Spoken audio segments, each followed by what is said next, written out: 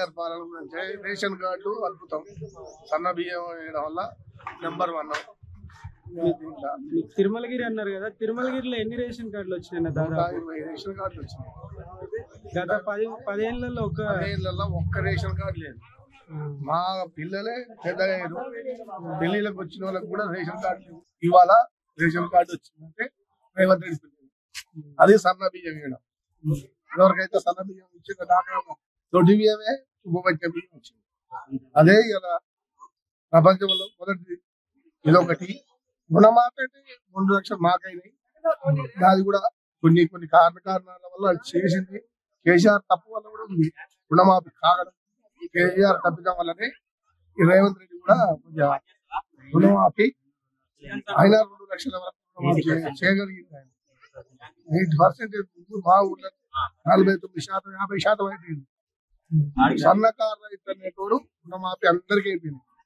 ఏమైనా పెద్ద 100 ఎకరాలు 150 ఎకరాలు ఉన్న వాళ్ళకి రుణమాఫీ కాదు.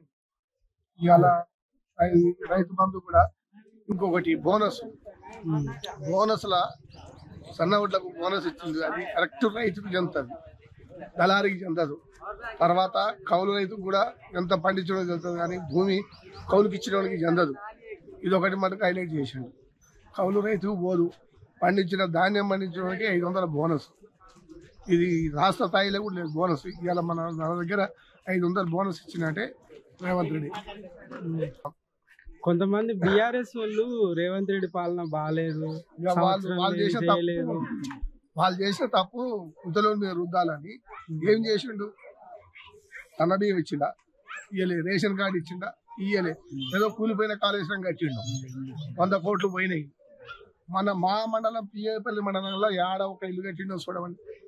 ఇవాళ ప్రతి ఒక్క ఊరికి 20-25 ఇల్లు కడుతుంది రేవంత్ రెడ్డి ఇచ్చినాయి కదా. ఇవాళ ఒక్కొక్కరికి ముగ్గులు పోసి పేదోళ్ళకి ఇల్లు లేనోళ్ళకి గూడు కట్టిస్తుందంటే రేవంత్ రెడ్డి. డబుల్ బెడ్రూమ్ అంటే యాడ్ను ఒక గుంపు కూలి 5 పడావ పడి సర్కార్ జట్లు పులుస్తున్నాయి. రేవంత్ రెడ్డి పాలన అద్భుతంగా ఉంది. ఇప్పుడు